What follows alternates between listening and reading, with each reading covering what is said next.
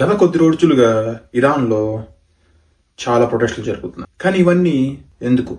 ఇలాంటి interesting videos కోసం వీడియోను లైక్ చేసి ఛానల్ సబ్స్క్రైబ్ చేసుకోండి. ఇంకా వీడియోలోకి వెళ్దాం.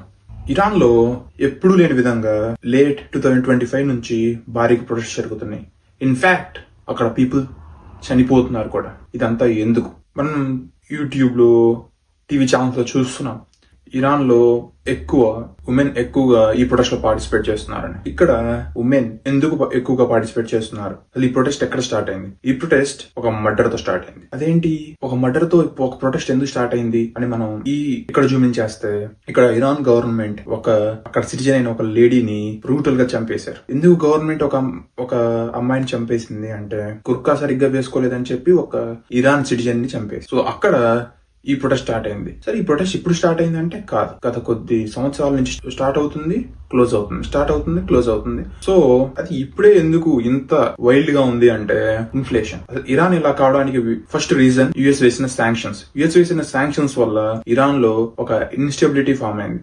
అది ఇప్పుడు ఫామ్ అయింది కాదు. 1900s లోనే యుఎస్ ఇరాన్ మీద శాంక్షన్స్ వేసింది. ఇరాన్ యుఎస్ యొక్క డిప్లొమాట్స్ ని హాస్టేజ్ సిచ్యువేషన్ లో పెట్టింది 1900s. సో అప్పటి నుంచి ఇరాన్ మీద యుఎస్ శాంక్షన్స్ వేస్తూ వచ్చింది. వేసిన మళ్ళీ వాటిని ఎక్స్పాండ్ చేస్తూ, ఇక్కడ మనం యుఎస్ ఎందుకు ఎక్స్పాండ్ చేస్తుందని మెయిన్ రీజన్స్ లోకి వెళ్తే, టెర్రరిజాన్ని సపోర్ట్ చేస్తుంది అని చెప్పేసి శాంక్షన్స్ ఎక్స్పాండ్ చేస్తూ, మరియు న్యూక్లియర్ వెపన్స్ ని డెవలప్ చేయకూడదని చెప్పేసి మళ్ళీ, అంటే మొత్తానికి పలు కారణాలు చెప్పి యుఎస్ ఇరాన్ మీద శాంక్షన్స్ వేస్తూ వచ్చింది. మరి శాంక్షన్స్ వేసినప్పుడు ఇండియా ఎందుకు ఇరాన్ దగ్గర ఆయిల్ కొనట్లేదు? ఇప్పుడు రష్యా మీద యుఎస్ శాంక్షన్స్ వేసింది, కానీ ఇండియా కొంటుంది. మరి ఇరాన్ మీద యుఎస్ శాంక్షన్స్ వేసినప్పుడు ఎందుకు ఇండియా తన ఓన్ డెసిషన్ తీసుకొని కొనట్లేదు? ఇక్కడ మనం ఇంకొంచెం జూమిన్ చేస్తే, ఇరాన్ మీద యుఎస్ ఫుల్ శాంక్షన్స్ వేసింది. అంటే ఇప్పుడు ఇరాన్ లో ఇండియా ట్రేడ్ చేస్తే ఇండియా మీద కూడా శాంక్షన్స్ పడే అవకాశం ఉంది. కానీ మరి రష్యా మీద కూడా శాంక్షన్స్ ఉన్నాయి కదా, రష్యాతో కూడా ట్రేడ్ చేస్తే ఇండియా మీద టారిఫ్స్ పడతాయి కదా. అంటే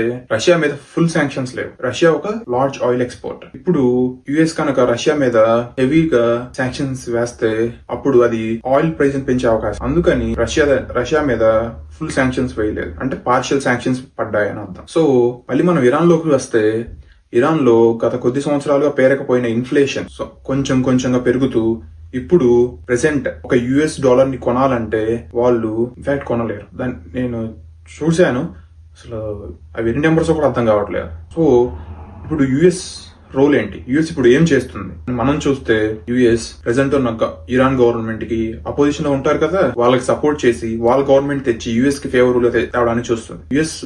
ఇరాన్ యుఎస్ కి ఫేవరబుల్ గా ఉంటే యుఎస్ కి బెనిఫిటే కదా.